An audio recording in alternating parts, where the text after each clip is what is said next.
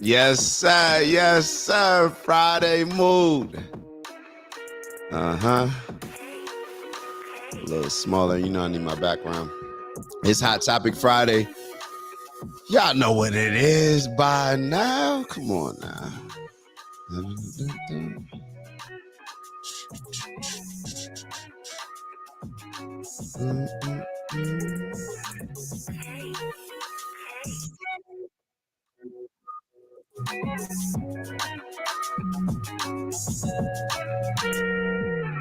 Like as you're coming in the building, please make sure you like as you're joining.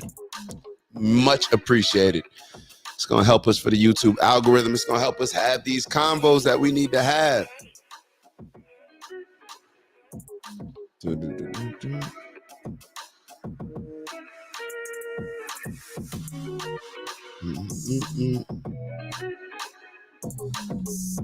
All right.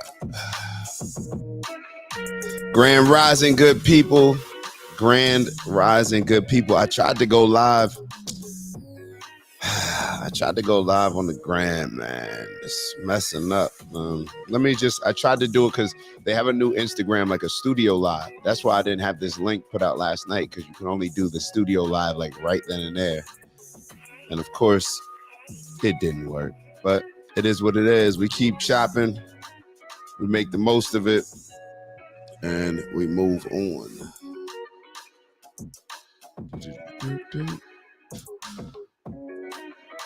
Hold on.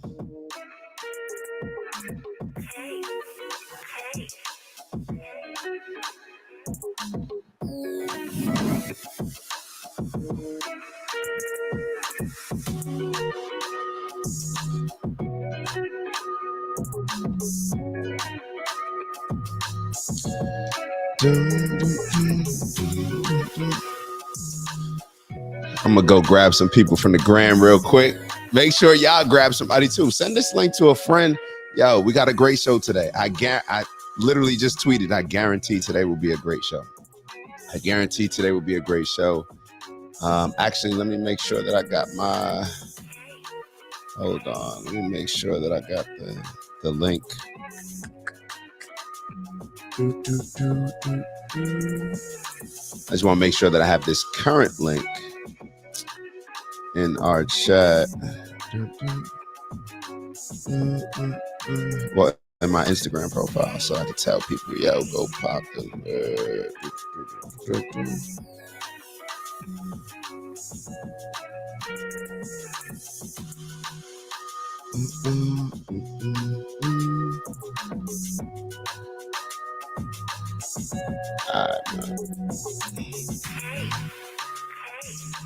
Hey, Grand Rising, Lucille. Happy Friday. It's great having you. Great having you. And hold up. We're going to give it a sec. We're going to give it a little sec, you know. Lebele. Good morning, Grand Rising. Grand Rising. Yo, if you're on Instagram, do me a favor. If you're on Instagram, what's good? Whip in the building. Yo, please, yo, make sure y'all go to the YouTube. Click the link in my page. Click the link in my page and go to the YouTube. Got my dog Blue in the building. Scoop, you all right? Oh, you all ready, bruh? Hold on. Can I, go click the link in my bio so that way you can come on to YouTube, because I tried to go live right through y'all, but it's not going to work with the chat and everything. So just do me a favor, tap into the YouTube link. We're getting ready to have a great show. Hey, Scoob, I got a new Afrobeat song. I need a verse on. You feel me? Hold on. Let me put my joint back on for a sec. All right, so we got some people coming over. Click the link. Like I said, if you're on Instagram, click the link in my profile and tap in. What up, Ash? Big bro, just come to the YouTube if you want to join the live. If you want to join the live,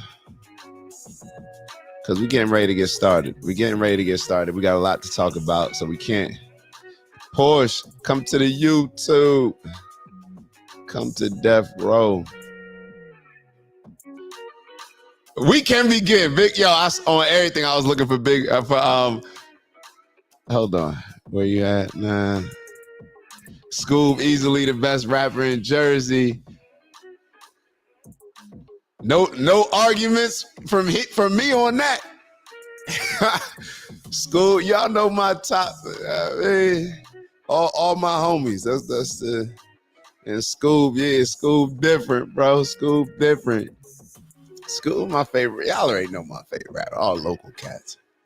Cuzzo, Scoob, Kels. I got Kels Classic. I only mess with people I mess with. You feel me? Only messing with people I mess with. Hey, Blue. Yeah, I'm back up in Jersey, just for a few days. But yeah, tap in with me. Let's see what we can get cooking. All right, I'm about to get off of the gram and get into the show. So hopefully y'all come on over. If not, maybe we'll see y'all next time. Yo, I really end every convo with the ooh now. I feel like that's my period. It's like, yo, I'll see y'all later. I bet. Ooh. All right, so let's wind this down. I gotta start incorporating some of these buttons. Y'all know I got the big fish shit. Ooh, you sound like a victim. Yeah, I don't speak victim. Ew. Oh, I got some buttons. Ooh, you sound like. Oh, we gonna start playing with the. Hey, they done gave your boy a soundboard, and I forgot that I even had it. All right, so first and foremost, appreciate everybody being here. Y'all know what that means to me. This show would not be possible without y'all. As y'all can tell, I'm back in Jersey. Excited, happy for the fall. I love Jersey in the fall. The weather a little different, 47 degrees. 47 degrees. Actually, it's gonna be a nice day. It's going up to, looks like 64. On Sunday, we're going apple picking, so looking forward to that. So hopefully we'll get some great weather with that. Let me see what I'm missing. Miami is already 83 degrees, going up to 91, but they got a chance of a little rain, but that's always the case in Miami. Take me back. All right, yo, so we're back, man. We're back, and I got a dope passage for y'all. We're going to stick with, I got to get through this book, The Law of Success by Napoleon Hill, but let me tell y'all which book I started yesterday. All right, so I started the Audible book of Donald Trump, The Art of the Deal, just because I was on the plane and I left my, those things that go over your neck. My mom bought me some, so that way for reading, I'm not like holding a light or distracting people, whatever. It's just, cool little reading lights. I forgot them. So therefore I was like, nah, I can't be on this flight in this elevated environment where I heard that, your thinking gets elevated just with the higher, what's it called? The Denver effect. I don't know. The higher, I know what I'm talking about. You're higher in the air. So therefore, your mind is supposed to be on an elevated wave as well. I don't know if that's true or not, but I tapped in with Donald Trump's Art of the Deal. Yo. And you got to keep in mind, this is Donald Trump from like the 80s. Like this was his first book that he ever wrote. I don't know if you guys are Trump people. Either or, it may be, you may be able to get some game from it. You can get games from enemies, friends, whoever, people that you're indifferent on. But for today, we're going to stick with this. Napoleon Hill, The Law of Success. So I got a passage for y'all, and I think it's a real good one for a Friday. Altitude. Yeah, come on, man. I don't know, man. I don't know. It's the edibles. I don't know. All right, so let's get into it. Let's get into this passage. I think it's very fitting for where we are right now in society and just overall with this Western culture. So let's get to it. Instead of quitting the job because there were obstacles to master and difficulties to be overcome, you should have faced the facts, and then you would have known that life itself is just one long series of mastery of difficulties and obstacles. The measure of a man may be taken very accurately by the extent to which he adapts himself to his environment and makes it his business to accept responsibility for every adversity with which he meets, whether the adversity grows out of a cause within his control or not. Now, if you feel that I have panned you rather severely, have pity on me, O fellow wayfarer, for you surely must know that I have had to punish myself more sorely than I have punished you before I learned the truth that I am here passing on to you for your use and guidance. I have a few enemies, thank God for them, for they have been vulgar and merciless enough to say some things about me that forced me to rid myself of some of my most serious shortcomings. Did y'all hear what he just said? I have a few enemies, thank God for them, for they have been vulgar and merciless enough to say some things about me that forced me to rid myself of some of my most serious shortcomings, mainly those which I did not know I possessed. I have profited by the criticism of these enemies without having to pay them for their services in dollars, although I have paid in other ways. However, it was not until some years ago that I caught sight of some of my most glaring faults, which were brought to my attention as I studied Emerson's essay on compensation, particularly the following part of it. Pay attention to this, please, please, please. Our strength grows out of weakness.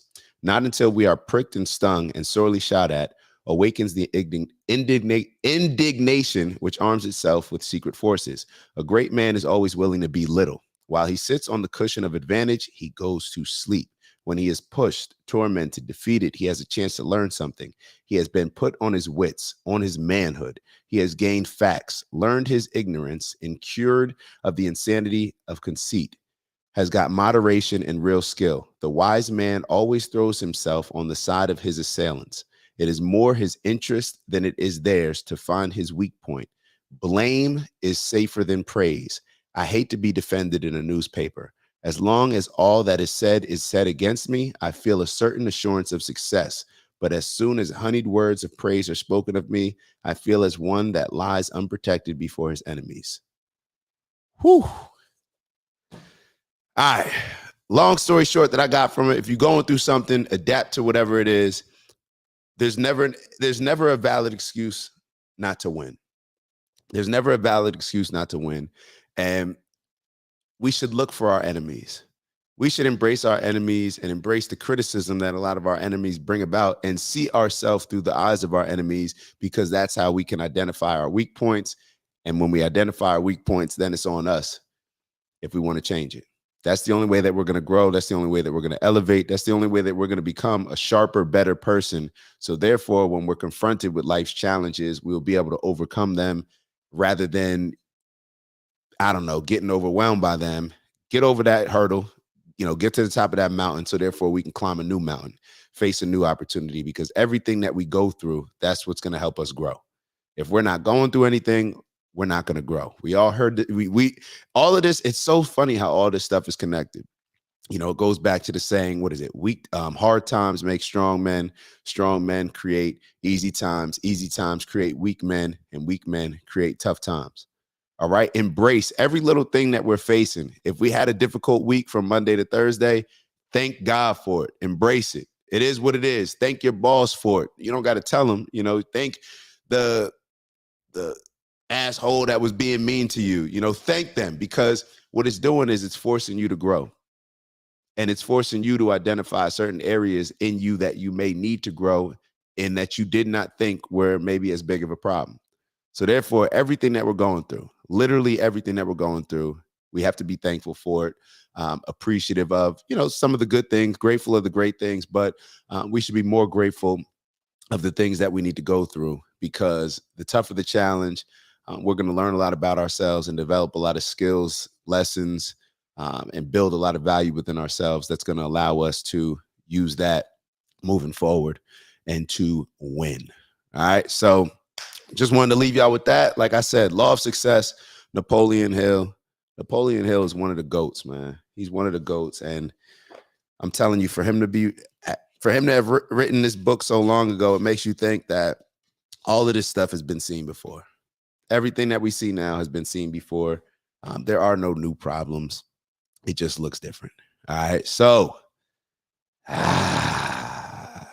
moving on. All right. Where are my notes, man? Where are my notes? We got a show today. Everything is queued up. We're gonna talk about we got a little bit on Tia Lowry and her situation, whatever that I guess means. But she did an interview that I would love to get y'all insight on, get y'all expertise on. What else do we have? We have Tia. We got some news from RFK Jr. We got people apparently too good for Cheesecake Factory nowadays. We're gonna talk about that. We got JJ Redick and LeBron. We mentioned that last show. We're gonna talk about their criticism of Deion. Hopefully, Bez will be on here by then. And then we got another video that I wanna. That'll actually be the second video where I'm comparing some dating advice from a rabbi compared to a pastor. So. First topic. All right. So this is one that we actually, I believe we talked about something similar to this before. And this is regarding the dating. You know, I think the topic that we talked about before was whether or not it's okay to do a coffee date, or if a guy needs to spend a lot of money on the first date. It is what it is. We're going to get into it. Is it shared? Oh, hold on. Let me just make sure it's on the screen. Let me get a little bigger. There we go. I need to move over a little bit. Oh, hold up. Let me make sure. Who we got in here? The Shop presented by My Cuts. What's good? Who's this? Tap in. Appreciate you tapping in with us. Ja, of course, it's a beautiful day when Ja gets on. Oh, what Ja? Thankful, grateful, and blessed for another day. Grand rising, beautiful people, and happy Friday. It's always lovely to see Ja on here. All right, so we can get to it. All right, so Libele, Tafari, need y'all to I need y'all expertise on this one and everybody's perspective. So let me remove Ja's comment. We don't want you showing up with this post. We don't want that energy being associated with you. All right, here we go. Woo. Let me just get the door for you. Okay.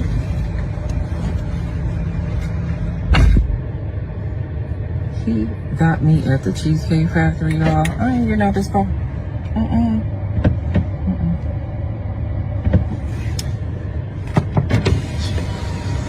Yes. Would you want me to open the door for you? Okay. Are you're recording me? Yeah. This is the Cheesecake Factory. Y'all. What's the problem with that? This is a chain restaurant. Who takes someone that looks like this to a chain restaurant? You want to talk about it? I'm fine with talking about it, even in front of them. Oh yeah, I want to talk about it. Yeah. Come on, get up on in the car. Yeah, we're gonna talk about it. Woo.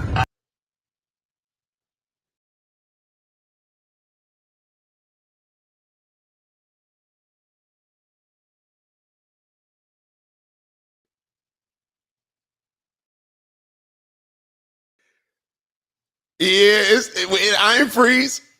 Yo. Hey, yo. Y'all not gonna say nothing? Y'all gonna wait for me to say something? Yo, I don't know where we've gotten in society.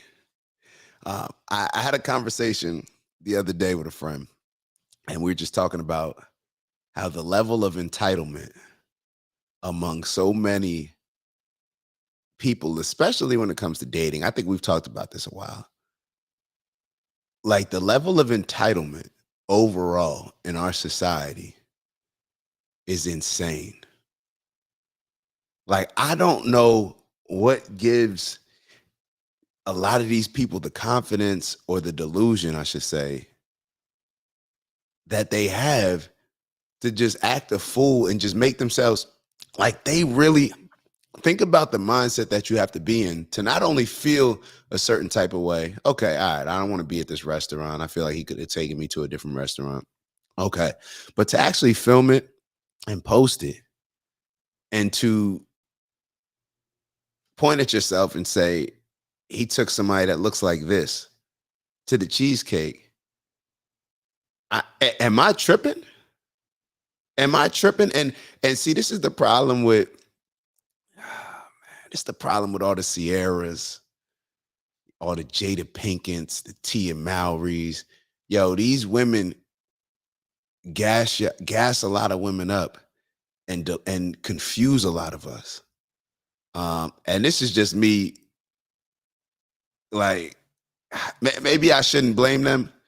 Maybe I shouldn't blame them. But let me do this. Let me ask y'all, what do y'all think is the issue? How have we gotten to the point where taking a woman to Cheesecake Factory and I don't know, there's a lot of things that I'm noticing in the video. I believe he may have been, I don't want to say the wrong thing. Well, he's not black. So here she's I'm going to make some assumptions. Is that okay? I'm going to make some assumptions just to give a little context. Clearly, I guess you've moved on from the black man. And this gentleman was nice enough to take you out on a date. And it's going to get to a point where women like this are destroying the chances of other good women. And let me say specifically with black women as well. Let's be real. We all know that there's a certain reputation, stereotype that black men have and that black women have and that a lot of us have. But when it comes to a situation like this, is it not proven itself to be true? And of course, you can't judge an entire group of people based on one person. But my thing would be is to say, like, all right, well, let's present this. And I don't know who's calling this stuff out. Like, who's really calling this stuff out? Like, why are we not putting pressure on people? Because it's like, yo, we will really allow think about this. We'll allow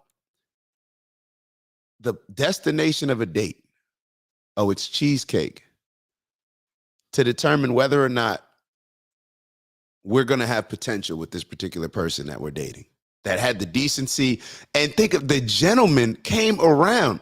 Nowadays, from what I'm hearing, and we'll hear it in the Tia Mowry interview as well, apparently dudes ain't opening doors no more, ain't nobody courting. But here you get a nice man who seemed like his head was on point, had emotional intelligence, saw that he was on camera. Of course, he was upset, but said, I'm perfectly fine with talking about it. We can even talk about it on camera. And I'm pretty sure that she did not want to have that conversation on camera because she knew that she would just get embarrassed. She knew that it would just be a very embarrassing moment for her.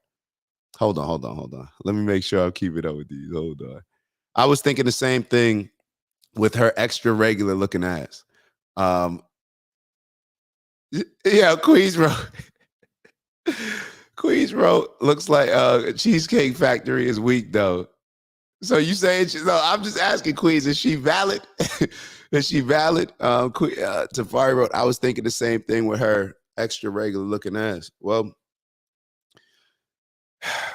if Cheesecake is regular, then maybe it's fitting for her to be there. I don't know. Najah wrote, she was definitely tripping. Oh, here you go. Queens wrote, be happy with soda and nuggets. LOL. And then Tafari wrote, yo, he a weak ass dude that allows these female. Yeah. No, Tafari, I'm not reading that. He's a weak ass dude that allows these females to talk ish. She should have been kicked out of the damn car. That is a fact. That's something that I believe. I'm not tolerating that. But I don't even want to just make it about bashing her. I just want to make it about, this is just where we are. And this is going to set the tone for a lot of different conversations that we're going to have throughout this show. But it's just delusion. And we see it in every area. We see it in every area to the point where, oh, Queez, bro, she's diabetic. That's why that, all that damn salt and sugar. Oh, man. But this is where we are. Whether it's college kids, feeling entitled, whether it's people on the job that we see doing the bare minimum, but those are the ones that expect to get raises. Everything that we do is based on entitlement. We are spoiled. Everything is just, I don't know what it is. I don't know what got us feeling this way. Maybe it is those easy times that we talk about, because I don't think that we've ever had, entitlement to me, think about with the book, The Law of Success, entitlement just means weak. Whenever you feel you're entitled to something, that's a weakness. You're now approaching it from a weak standpoint because you feel that and I shouldn't just say that, because whenever you feel entitled to something without working for it, without earning it, let me say, that's weak. Because there's certain stuff that I'm a big believer, in saying like, yo, that's yours. Like, oh, like I'm claiming that. That's mine. Like, I don't care that's mine, and I'm willing to run through the wall. So unless y'all willing to run through this wall and the next wall and the next wall, then that's mine. Y'all should just fall back. I understand that. But this type of entitlement comes with a lot of delusion. Like, for the nerve, like, think about what, like, we would clown a average, let me not. We just got to do better. We just got to do better overall. We just got to do better. And this comes back to the whole coffee conversation. We are in a place, let me say this, let me flip it a little bit so it's not getting, too bashy. We are in a place where we're struggling in relationships. We are struggling significantly with relationships. We can all acknowledge that. So perhaps it's a good idea for all of us to kind of extend some grace in a lot of different areas when we're not necessarily getting certain things that we may think that we're entitled to or deserving of, or that this is the right way to go about things. Maybe we can extend some grace because I don't know too many men that would have handled the situation like that. So it seemed like a real solid dude. And it's a shame that this type of her wanting to get off a video to try to go viral or whatever she was trying to do to prove a point, that's probably going to prevent them from moving forward. And maybe having, a potential for, a serious relationship, unless she was just looking for dinner. Maybe he was saved in her phone as dinner, and maybe he was saved under, damn, what if he was saved under like something like Morton's or Roof Chris, or I don't know, one of these Avra, one of these nice restaurants. Now she should just change it to cheesecake. You feel me? Like, sometimes cheesecake. All right, it is what it is. All right, so that's we kind of all agree on that. But I want to share these other two videos with y'all and get y'all opinion. So the first video is this. Hold on. Let me just go from right here. This is a pastor. So he's giving some dating advice, and shout out to Shira. She sent me this one. I wanted y'all to hear this dating advice, and then I'm going to give y'all what another gentleman said, the rabbi. So here goes the pastor, I believe. Yeah, Pastor James. Biggest confusion in marriage is we don't know when to be the student and we don't know when to be the teacher. Oh. We want to be the teacher in every single area. And if we are the teacher in every single area, this means we are giving out in every single area. We're giving out. And in a second, we're going to keep on giving out. Then we're going to be burnt out. Sometimes we got to be the student. So watch this. Men, why would you marry a woman that you can't be the student to? Damn. I'm going to say it one more time. Ooh. Why would you marry a woman that you can't be a student to in a specific area of life? If the assignment is for two people to transform each other and go to the next level, she got to be able to teach me something because I don't know everything. She got to be able to show me something because I can't see everything. Right? If the two become one because why? I'm going to make her better. She's going to make me better. We're not fighting against each other. We're fighting with each other and fighting for each other. So culture is dividing the man and the woman by skill sets, by strengths, by all of this. Instead of saying, you know what, she's stronger right here, I'm gonna let her lead. I'm stronger right here, I'm gonna lead. She's stronger right here, I'm gonna let her lead. Man, we are a team, baby. Yeah. And so therefore, when the two becomes one, we don't work. When we got our household set, we don't care what y'all doing out there. The biggest Shout out to Shy. She in the building. All right. So as Shy and I, we had a little convo about it, giving my opinion. Let me play the other video before I give my opinion on this video, because I don't want to bias anybody, because I really want y'all honest feedback. And I think that perhaps I may be off in some way when it comes to this, but let me play the other one.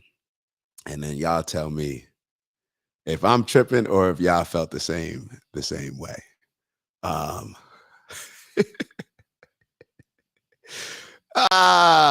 don't know, man. I don't know. All right, here we go. Shout out to my guy, Rabbi Friedman. I don't even realize though, Tafari, when you sent me this and Tafari sent me this video, this is the rabbi that I interviewed. Dope homie. This is the one whose crib I went to and I interviewed him. To raise a child. The parents should not agree on everything because then there's only one parent. The mother's role and the father's role should not be the same. The father should be a little more removed from the everyday growth of the child, almost like the judge in an Olympic event. The mother should be like the coach, totally involved in the child's progress. And so the coach should be a good coach. The judge should be an aspiring judge. They should not become the same. Too often when a father decides to become a little more involved domestically, he becomes an assistant mother. He does the diapering sometimes, he does the cooking sometimes, which is fine as a pinch hitter for the mother's responsibilities, but that's not what you're there for. You're there to be the father. So you don't have to agree. You each have to do your half of the project, your half of the role. You can't have two judges and no coach. How's the child going to get anywhere? And you can't have two coaches with no judge. How do you know that you're getting anywhere? So the father should be the father and the mother should be the mother. It takes two. All right. So what are your thoughts? And what are your thoughts? And y'all let me know if y'all need me to, play it again in a little bit. All right. But as I cross my arms, you feel me? Y'all got to read body language. All right. So hold up. First and foremost, Shy is in the building. Good morning, Shy. Kiki's in the building. Grand Rising, happy Friday. Got two of my lovely ladies. All right, good to have y'all. And I hope y'all saw the videos. Queez said that they both have points. I agree. I agree that they both have points. But y'all know I keep it real with y'all. I got to keep it real with y'all. Even if that means that y'all say that I'm wrong, let's go back to the lesson. I need people to tell me, when I'm wrong, if I'm seeing things, a little off. My man, the pastor, just came off a little simpish, man. It just came off like a little bit like he's doing too much. Like I felt the energy that he was trying to pander, and it's one of those things where he's like, it just felt like it was coming across as if, oh, we could both lead, it's no big deal. No. This, and let me preface this with, this is just my opinion. And I am fully understanding and appreciative of the fact that everybody can do their thing differently. Whatever works for you, if you got something working, cool, do that, no problem. But I'm just talking for the masses. I do believe that overall, it's almost like the type of situation where if you're a coach and you're teaching kids a certain technique to go about things, because over the years you've seen that this technique is going to give the majority of kids the highest chance of being successful in this particular area. You're going to coach in that particular area. However, every now and then you may get a kid who's exceptional that may be just, it seems like, they're just doing it better that way. They tried to do it the other way, but for whatever reason, this just works better with them and they're able to be successful at it. Cool. I understand all that. But when it comes to this, I'm big on receiving advice, giving advice that is going to put the most of us, give the majority of us the best possible chance to be successful. And to me, that is with a man understanding the leadership role. Every time I hear people like that pastor speaking, where they're saying like, oh, well, a man needs to be fine with, letting the woman take the lead in this area. The last time I checked, the issues that we have in our relationships is the man not leading, is the man not taking a leadership role, is the fact that too much is on the women's plate when it comes to leading. So therefore, why would you now present a solution that is scolding the man now on saying like, hey, you need to give up some of your leadership, when the majority of us, in my opinion, is the problem is that most of us aren't leaders. Most of us don't assume responsibility. Damn near what I see is a lot of men just falling back. Cool with the women. Yo, you could do that. Yeah, appreciate that. Thank you. Yeah, handle all that. That to me is what I see as the problem. So I don't understand. Well, I do understand, and I think Queez addressed it as well. He said he definitely was appeasing the women, but you can learn from your wife. I'm glad that Queez, somebody who's married in it, just gave that. So I'm gonna leave that up there. I agree with you, Queez. Of course you're gonna learn from everybody, but I don't see the need to like state the obvious in an area, and you're using, like, you're kind of conflating two different things, in my opinion, where it's like, yo, our problem is we are not taking enough of a role as a leader. So why would you present the solution as if the majority of men are just out here just saying, like, you know, they're assuming too much responsibility when it comes to leading? Ladies, y'all tell me, am I tripping? Because I may be off. I'm totally fine with if I'm wrong, but I just see that video as just another video to where they're just trying to appease women, trying to gain a audience and a like when it comes to women, rather than just keeping it real and saying what it is. And what Shy and I were talking about is, yo, the head coach of a team, let's say you have a head coach. The head coach hires people that you hire an offensive coordinator and an offensive staff and a defensive coordinator and a defensive staff. Now, that coach is the leader at all times. It comes down to the coach. They have the final say. The coach is the leader. Now, what they're going to do is receive information from the offensive coordinator, who may be a better, locked in with X's and O's from an offensive standpoint. You're going to take that information and then you're going to do whatever you feel is best with it. You know what I mean? Like, it's still your responsibility to run the team. It falls on you as the head coach. You can't just sit back and say, oh no, I let the offensive coordinator lead and we didn't do it. Like, we didn't do a good job on offense. No, that would be a suck. You would sound like a sucker. You have to assume all responsibility because you're the head coach. Now, of course, just like what Queez said, of course you can learn from anybody. Queez just wrote something else. Teachers can learn from their students. Anybody can learn from anybody. However, when it comes to assuming the role and responsibility of being a leader, that is still there. And when he was speaking, it just felt as if, like, I just, maybe because maybe I'm jaded or I got triggered. I don't know. But it just reminds me too much of everything else we hear in this day and age, where it goes back to that whole toxic masculinity. Men need to just, be more vulnerable. Let your woman take the lead in this area. Yo, that's not the issue that we have. The issue that we have in our community that I see is that men are not assuming a lead, are not taking responsibility, are not living up to that duty. But then all the advice that we hear, it's almost as if they're speaking to somebody who's overdoing it as a leader. No, our problem is our men are underdoing it severely. But maybe I'm just off. And then when I hear the rabbis, what the rabbi was saying, it just seemed to me like a more direct, straightforward approach. No pandering. It is what it is. This is what works best. So this is how we're going to do things.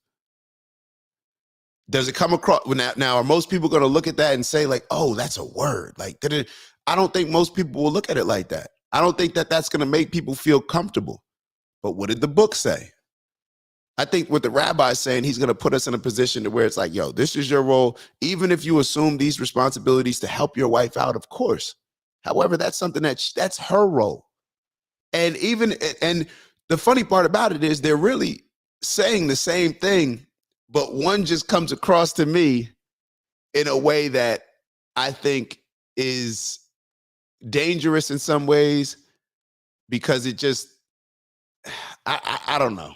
I don't know. It just sets the tone in a way that I don't think, like, I just see through it. Like, there's just something about it. I just see through it. I guess now I sound like Bez talking about Dion, where it's just like, I don't know. I just see something. As I'm hearing this video, I just felt that, but I don't know. Who knows? I may be a little bit off on that one. I may be a little bit off, and I'm perfectly fine with being off on that. And speaking of Dion, all right, so speaking of Dion, we're going to move the conversation over to Dion. Dion's been in the press a lot. The team's 4-2. I think Dion won midseason coach of the year. Obviously, they won one game last year. Now they won 4. They're 4-2. Hopefully, they can win tomorrow. I believe they play. Do they play tonight or tomorrow? I'm not sure. I believe they have a night game. It's either tonight or tomorrow. hopefully they can win. But there were some comments that were made by JJ Redick, and LeBron James actually, he decided to, LeBron's a clown. Let me just put that out there. LeBron is a clown, bro. Like everything LeBron does is just, we'll have a whole another segment on LeBron. LeBron moves corny. He just says and does anything. Queez, this is what I'm talking about when I say LeBron. And I know I'm going off on a tangent, but LeBron went to Jay-Z University. Be politically correct. Do anything that aligns with who's winning, who's in power, and don't ever, don't get them too upset. Like everything that he does is just, you could just tell it's just not real. It's just motivated by something else, in my opinion. But let's get to the video. And y'all tell me what y'all thoughts are on it. It should already be queued up. Hold on. Here we go. And y'all tell me this situation. Y'all tell me what y'all thinking, man. Is all this Deion hate justified? If I had a LeBron James jersey, it'll be on fire right now. What's up, everybody? Welcome back to another episode. To our regular viewers, thank you for the support. To our new viewers, don't forget to like the video and subscribe. Our target is 1,000 likes, so let's hit the like button. So Deion Sanders. Hold on, I don't know if this is the one that I wanted to show y'all. 1 second. 1 sec. Give me 1 sec. Hold up. I want to make sure that I'm showing the right video because I think that one's a little bit longer than the one. Yeah, all right, this is shorter. Yeah. All right. So let me show y'all this one instead. That one's a little too long. We ain't doing all that. We not doing all that. All right. So share screen. That one is JJ Redick. Boom. And Queez wrote, let me catch up with these. Queez wrote, LeBron goes whatever is popular, no original thoughts or stances. It's like embarrassing, bro. It really is embarrassing. Like I don't even want to say it's an intellectual thing. I think it's just a cowardly thing. Like he just, I mean, whether it's the fake reading books, like LeBron, I think I know what it is. I think I know what it is with LeBron. Hold on, I think I know what it is with LeBron. And y'all tell me if I'm wrong. LeBron never felt like the cool kid. LeBron never felt like the cool kid. He always felt a little awkward.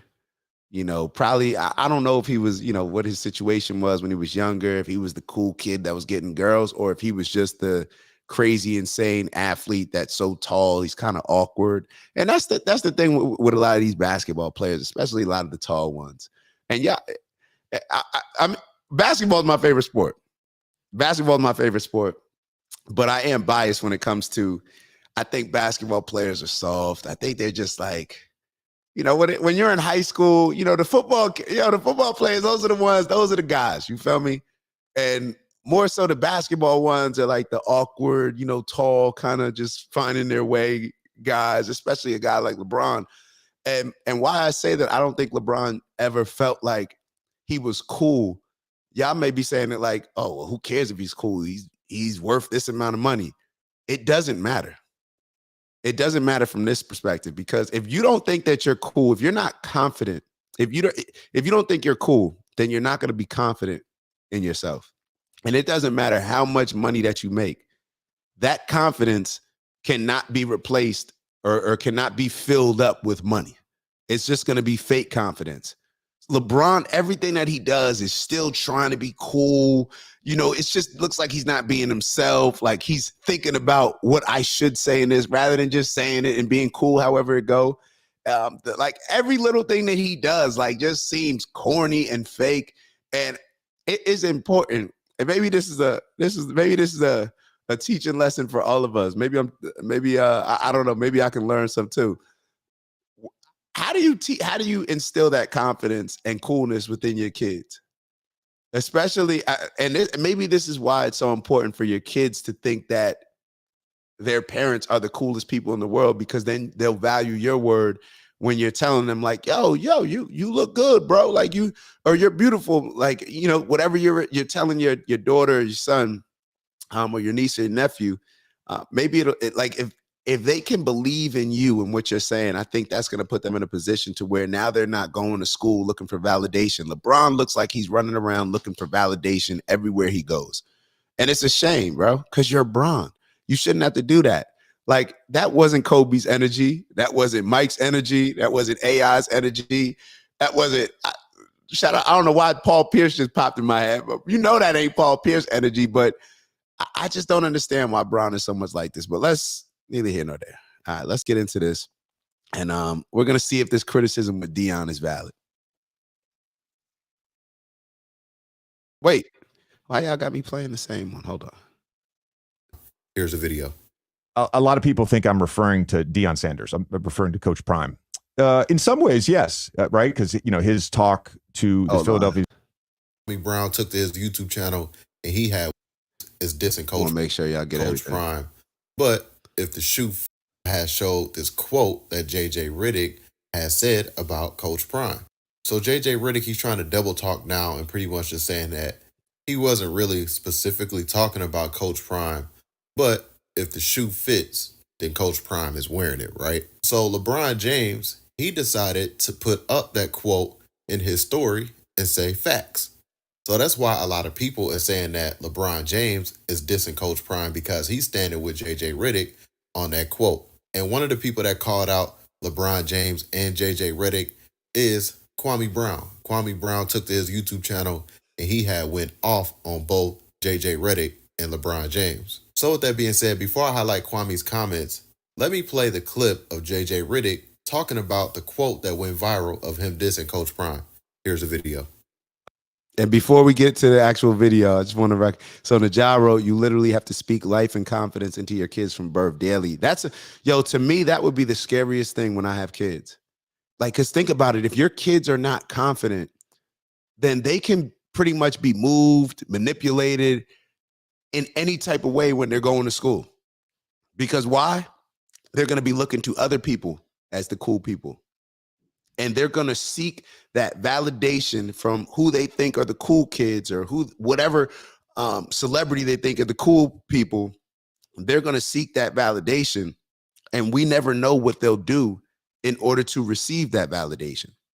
You get what I'm saying? So that, to me, that's scary. That's scary. And yeah, Ja, I'm with you. Speak life and confidence into your kids from birth daily, because if not, they're going to be moving around always looking from another source. And that source, let's look around in society where we are. That source is probably going to be a negative one, especially within our culture. All right, so let's look at this video. Where are we with JJ? A lot of people think I'm referring to Deion Sanders. I'm referring to Coach Prime. In some ways, yes, right? Because, you know, his talk to the Philadelphia 76ers was posted to social, and I recognize that the 76ers didn't do that, right? That was Prime's people. You know, the difference for me, first of all, I love what Prime is doing. I with him hard. Like, he's awesome. Like, love it. Love it. That was. And he'll probably answer me in this video, but what do you mean you love what he's doing? Him showing these videos is one of the main staples in what he's doing that's different to what a lot of other coaches and teams have traditionally done. So when you say that you love what he's doing, I love Prime, I love what he's doing, this is a huge part of what he's doing. So do you love it or do you, I don't know. Not a knock at Coach Prime. Let me explain the difference, though. Coach Prime is coaching college football. All right. I have no issue with him having cameras on him all the time. He's selling a program. He's selling a culture. He's trying to get his kids and his players NIL deals. Hold on. So you don't have a problem when it's college kids, but you do have a problem when it's an actual business. So Coach Prime is doing all this. Deion is doing all this. Deion is a business. He recognizes that. He's a brand. He recognizes that. You have an issue. You have no issue with him doing all the films in college, but then you have issues with him doing it in a locker room, or not even in a locker room, in a non-locker room setting where he's just talking to the team. I don't understand. Let's keep going. He's trying to build the profile of Colorado football. It's a totally different thing. You think about the change in the landscape of how college programs approach social media. They are selling. It is a recruiting tool. I couldn't. NBA teams are selling. It's a business. They're selling. That's why teams want to get on Hard Knocks, because it gets their fans more involved. And hopefully that leads to higher sales with more fans coming to the game, able to pay more because they're excited about the team. All these different things factor into the business. So it sounds a little inconsistent what he's saying, rather than just coming out and saying, I don't like it, which is fine. Just say that. Imagine when I was at Duke to have behind the scenes access all the time. There's cameras at Duke all the time, and they post everything on social. Like, that is the day and age we live in. There's no going back. We've opened up this box. There's no going back. I recognize that. I'm not even referring, partially referring to the dinner speech that Coach Prime gave, but it's more about every single, it's like Grant Williams in the huddle showing leadership, Jaylen Brown dribbling a basketball on the sidelines. I get it. We want content, but I make content. I'm in this. I know. Some things don't need to be posted. Some things there doesn't need to be a camera on. It's interesting because I when I was having conversations with friends the next day, I kept using the word intimacy. And Nick Nurse yesterday, when we were doing our pregame meeting, he used that word. He talked about building trust with players, and he's like, I've spent a ton of time with them this summer. Obviously all September, now got a week of training camp, but I'm not at the point now where there's intimacy. And my question, and this is what I was trying to get to with my tweet, how do you build intimacy? Can you build intimacy if there's always a camera on? There's always a camera on in the locker room. What are you actually doing? If I don't want to like let the cat out of the bag here, but everybody's like, oh, JJ's so real, JJ's so authentic. I give you 90%. You think I'm giving you all 100% when the camera's on?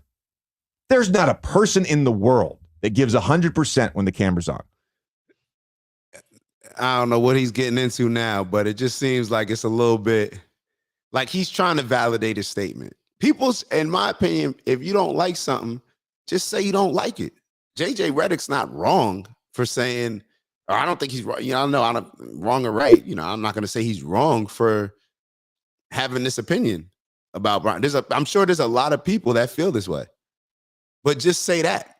But for the reasons that you kind of trying to maneuver around it so you don't get the people mad at you because you're talking about Deion, just stand on it.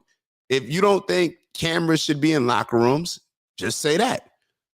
The fact that you have no problem with a camera being in a locker room 100% of the time with kids, students out of college, that you don't have a problem with that, but then you have a problem with LeBron's son filming him speaking to the team in a non-locker room. I don't know whether it looked like they're in like a hotel restaurant or something like that, but you have a problem with them filming that. It just seems a little inconsistent. And when inconsistent energy is there, I'm always looking at like, yeah, he's saying one thing, but it feels like another.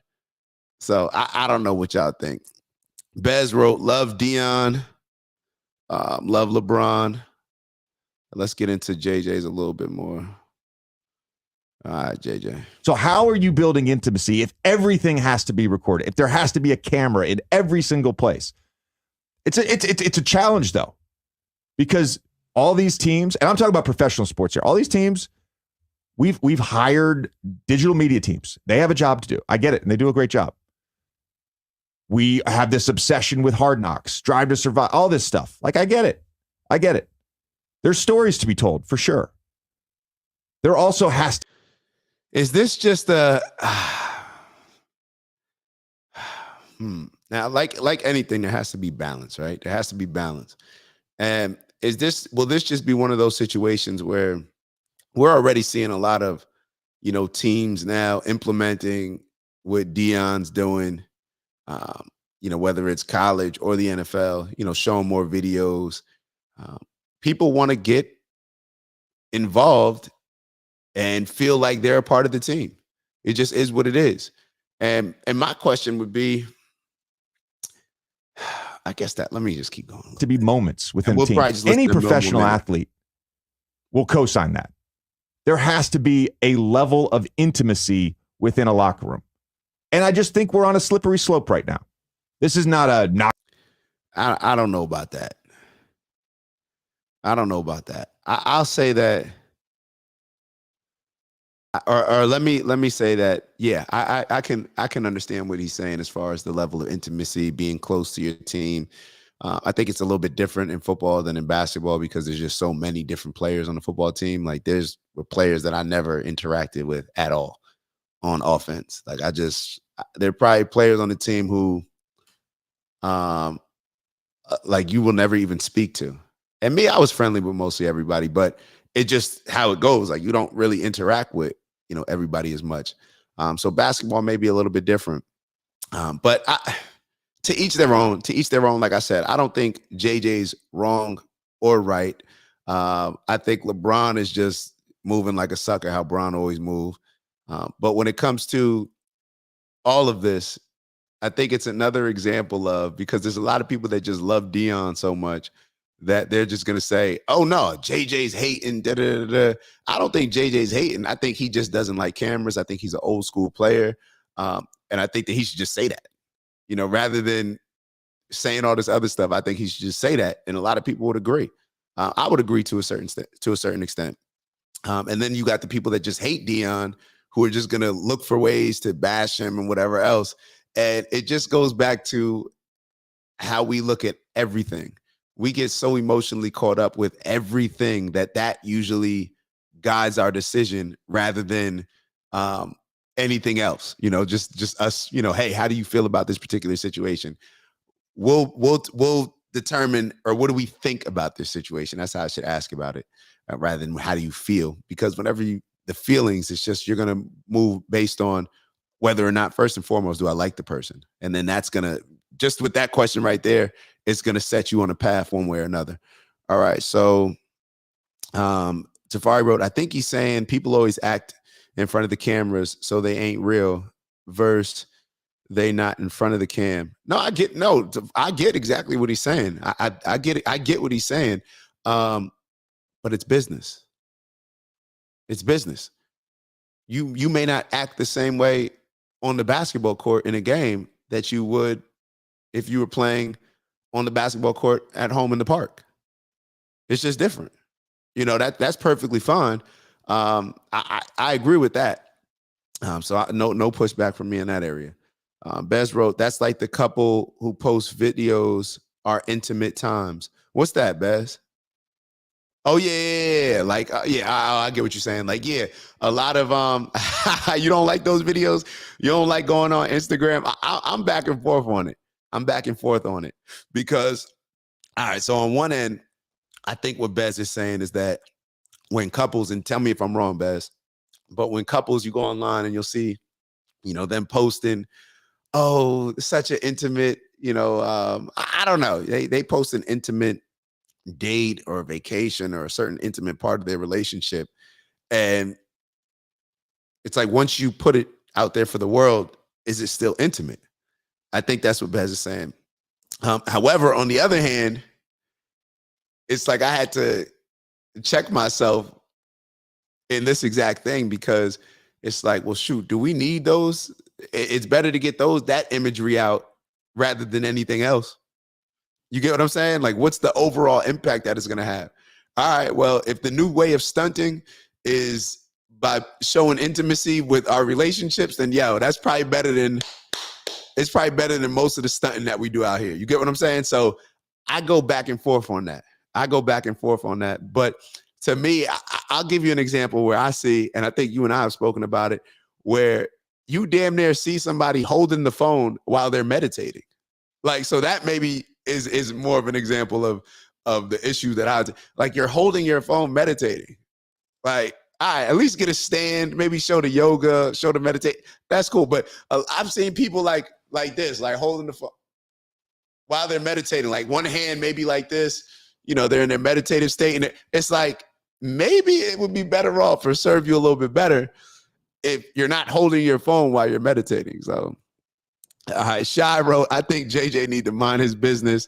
The young men are learning how to have a brand. He is starting them early. He is changing the game. Get with it or get left behind. I'm with you, Shy. I'm with you. Like, yo, Deion's doing something different. He's doing something different. He's always been different. And with polarizing people like a Deion or like a Floyd Mayweather, Kobe, Michael Jordan, all these type of people, you're typically going to love them or you're going to hate them. And especially when they're coming in doing something different that shakes the boat a little bit. A lot of the old school people, they're going to always, a lot of them tend to lean towards their way being the best way or the only way because that's what they've seen. But perhaps now we're seeing a shift in coaching and shift in more so maybe going back to the conversation that we had on Wednesday, which is meeting people where they are. So maybe they're realizing that they can't have this same approach, this hard-nosed, old-school type of approach, even though I think Deion and them are very hard-nosed, but because how he carries himself and everything that he does, it allows them to be more hard-nosed because it still keeps it fun. And Deion is a very relatable person for a lot of the kids. But when it comes to, let's say, somebody like the greatest coach of all time, like a Bill Belichick, we see Bill Belichick struggling with that hard-nosed style. Now, we used to always say the Patriot way, you know, the do your job culture. Y'all know I love that. But what we're seeing right now is that that way may only work when you have the greatest player of all time, Tom Brady, who allows you to treat him like he's not Tom Brady. So take a guy like Bill Belichick, the Patriots head coach. He didn't win before Tom Brady got there, and he hasn't won afterwards. But he's regarded as the best coach of all time. And I feel like you have to give him that crown. However, what we're starting to see is that perhaps his way of coaching, his style of coaching, does not work with this new age player. And perhaps we should have seen this even before, because it's always, what's always been stood out to me with Bill Belichick and the Patriots is the system always worked for the Patriots. But whenever, and what happens is when you win, when you're a head coach and you have a winning team, your offensive coordinator gets a head coaching job. Your defensive coordinator gets a head coaching job. But all of these coaches that came from Bill Belichick and the Patriots way, whenever they would try to implement the Patriot way with their new teams in their new position as head coach, it just didn't pan out. It wasn't successful, and it definitely wasn't as successful as it was in New England. So I guess it's just a difference in philosophy. A lot of this stuff is just a difference in philosophy. I have no issue with, JJ saying what he's saying, or JJ having an issue with that and just saying like, nah, I don't like all the cameras. I like it to be intimate. I want the kids to develop and to feel as comfortable as possible developing, and they may not feel that comfort while those cameras are there. But then the flip side would be, well, they better get used to it because those cameras are always going to be there, and that's the society that we live in. So I'm breaking the ice right now and getting them prepared for reality while you're still living in the old times, thinking that we're moving on that scale, and we're not. So neither here nor there. All right, so let's move on. All right, so we talked about all right, next. All right, we are moving along. I think this one is a YouTube. Hold up. Got it right here. All right. Let me share this. Is that people like yourselves are finally fed up. But the good news is that people like yourselves are finally fed up. RFK Jr. Something is stirring in us that says it doesn't have to be this way. People stop me everywhere at airports, at hotels and malls, on the street, and they remind me that this country is ready for a history-making change. They are ready to reclaim their freedom, their independence. And I saw that and I thought, is that in the second? And that's why I'm here today. I'm here to declare myself an independent candidate. Big fish shit. Big fish shit. Big fish-ish. Y'all better clap for that.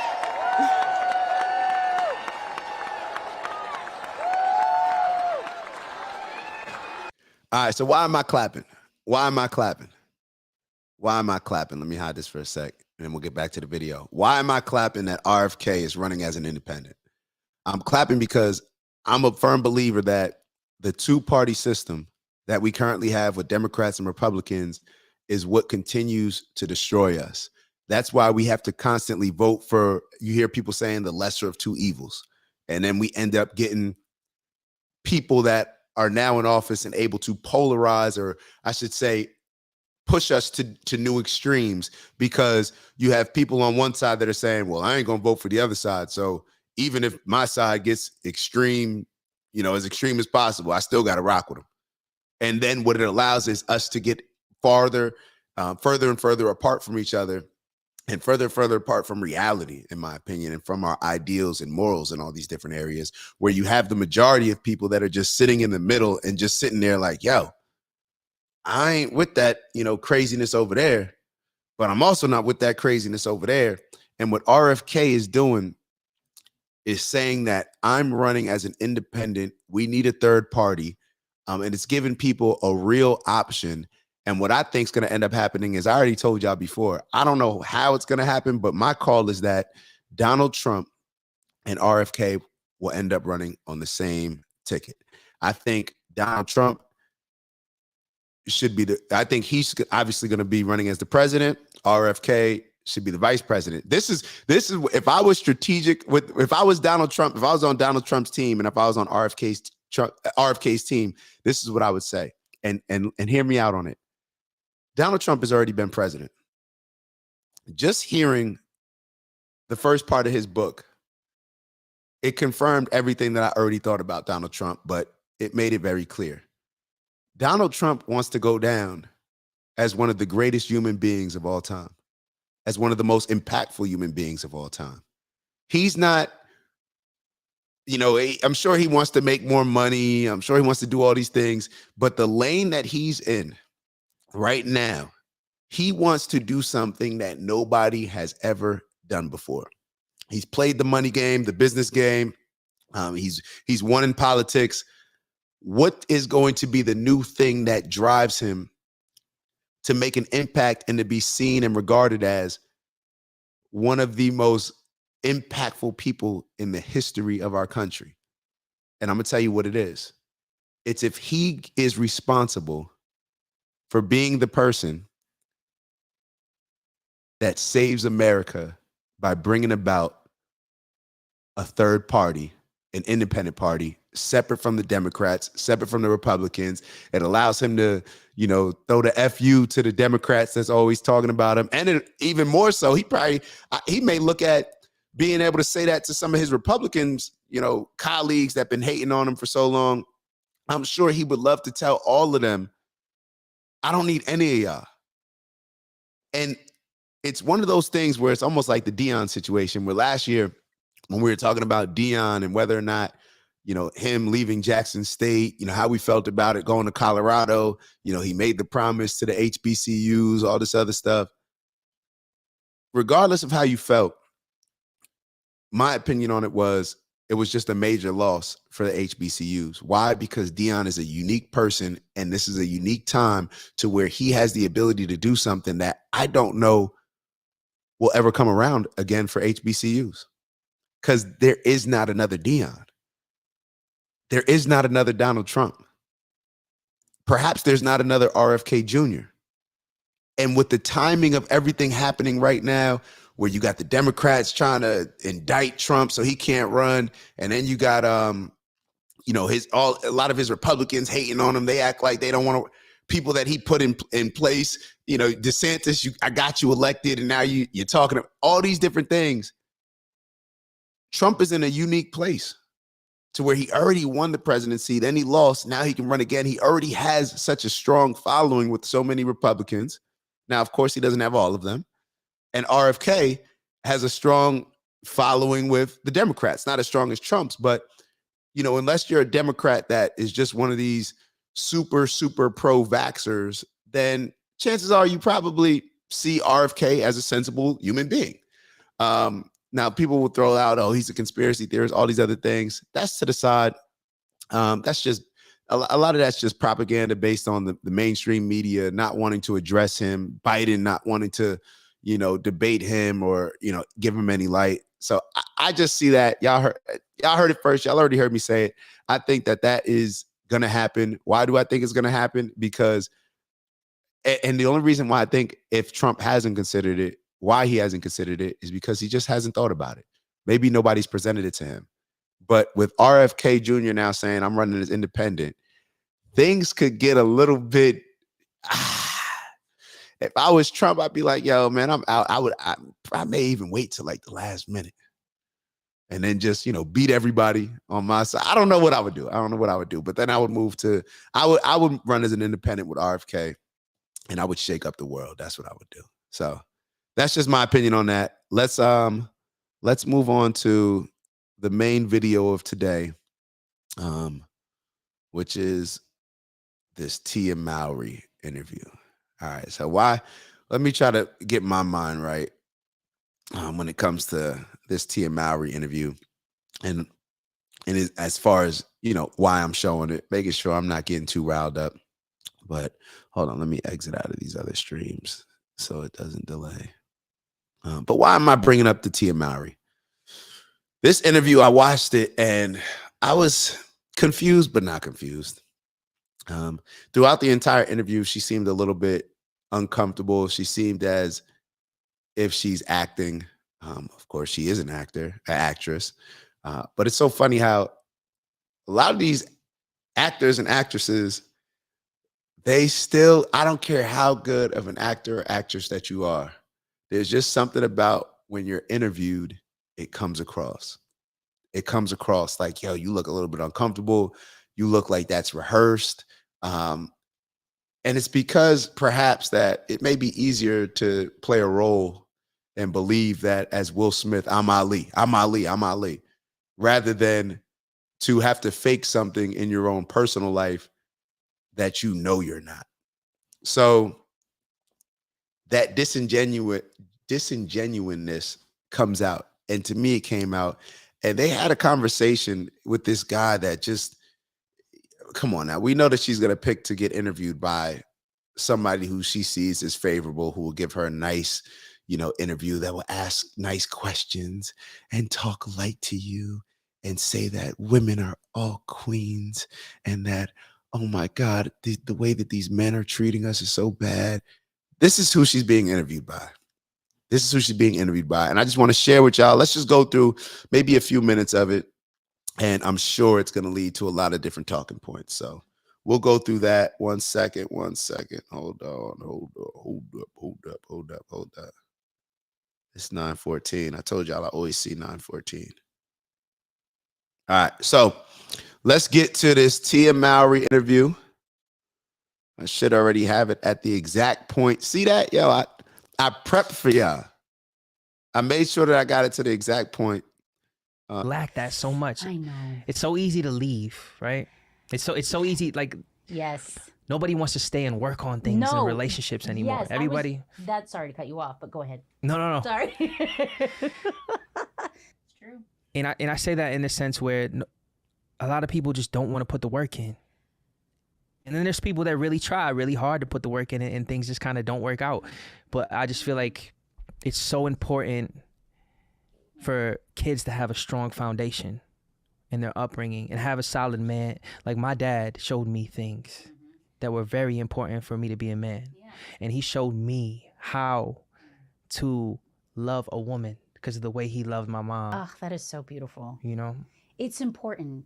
Kids, this like major over here, I'm not a therapist, by the way, but kids learn through, I study growth and child development. Kids learn through observation. Okay. You could sit there and you can tell them all you want, but if they don't physically see it, and if they don't see it actually happening, then how are they, gonna learn? But I love that you use the word foundation. I agree with that. Because you need a good, proper foundation for any house to hold up. You know what I mean? Like, no matter what happens, in the environment, whether there's a storm or whether there's rain or thunder or whatever, it's like when there's a strong foundation, then it's so hard for that, house to crumble. And I was looking at one of your videos and does it matter? Matter of fact, let me not. I just see so many contradictions as she's speaking. And maybe if y'all know a little bit about her situation, her and her husband got divorced. You were talking about how, and I was literally just talking to my assistant about this too, how I feel like we live in a society that is preparing people for divorce. Talk about it. Talk about it. Let's go. We really, really are. Yes. Because I feel like we use the analogy like throwing the baby out with the bath. And keep in mind, I'm going to agree with a lot of the stuff that she says. I just don't believe that she's being genuine. And it's just ironic to me, like, maybe she is the best person to speak on it, but I feel like she's just speaking on it from a perspective, and I'm saying maybe she's the best because she went through a divorce, and it just seemed like when she was going through the divorce, her estimated value of herself was a little bit higher than what it seems to be right now. And maybe that's because she's been humbled by the divorce and humbled by realizing that, damn, I left this great man. And for what? Now I'm out. And you'll see. Let me let the interview go. My bad. Water is like people just want to give up so easily. And it's like, oh, if Keisha's not doing what she needs to do, then whatever. We're just gonna there's 10 other Keishas. You know what I mean? I'm reading this book. Why it gotta be Keisha? Why can't it be Ron? Why does it have to be from a man's perspective, like, oh, there's a bunch of different women? The energy that y'all been on, like, come on. Yeah, y'all know what I'm saying. Y'all know what I'm saying. Y'all can see past this. Called Closer to Love by Vex King. And he was even talking about this too, who I love, by the way. Ain't funny. And he was just talking about how we live in a society where people don't want to do the work. People don't want to communicate. People don't want to work hard towards something. And it's pretty It's like the whole world is Hollywood now. It's because social media. You could just grab anybody. You see somebody. Hold up, Aunt. She came at Keke Palmer. Yo, send me that, because maybe, like I said, maybe my am I being too harsh on? I don't know, but send me that video. I want to see what you mean when she said that she came at Keke Palmer. Maybe we could play that real quick. Beautiful. You're in the inbox. You're liking and commenting. Yes. You could talk to somebody from across the world. Yeah, exactly. And it's like, and you're sitting next to somebody, and it's like, you're good, but I saw somebody over there that looks better. But how's their soul? What do they believe? What's their core values? What's their integrity? We need to bring that back. And that's what I How love do about we bring you. that back, though? By what we're doing right now and what. Oh, fuck. What you mean you think I'm wrong? Wait. I think you're wrong. Women don't take responsibility and accept accountability. She's just acting. Isn't that what I just said? Hold on, I'm confused. Maybe I think I'm confused. Which is. Did I say that women are accountable? Bringing awareness, talking about it, talking about how important it is to keep, those. Hold on. Okay, all right. So Fari explained it. He said, I'm talking about you saying that she's humbled. Well, humble just means to be brought down to earth. I still think that she's being disingenuous. I think that she had an overestimated. I think that this is what happens in a lot of relationships. You start to talk to your girlfriends and talk to your therapist. And this is why part of the reason why I don't like therapy, because they can't give you advice. Their literal job is to make you feel good about what you're telling them. No matter how bad it is, no matter what it is, they're just trying to make you feel good. Now, this may work for some people. Like I say, this is my issue with therapy. If you like therapists, cool, to each their own. I'm perfectly fine. If it works for you, amazing. Therapists, like any other business, they need to keep you coming back. Trust me, I'm in healthcare. These doctors, their job, like, they don't see things how we think that they see things. They are a business. So therefore, that therapist just needs to make sure that you keep coming back. That therapist probably in that first session could tell you everything that they need to tell you about yourself and be very direct, but it probably wouldn't make you feel good. And then what happens? You probably wouldn't come back. And then they wouldn't have any money because they're not making money off of you. What I'm talking about as far as when you're thinking about a divorce, considering a divorce, y'all tell me if y'all think that this is what happens.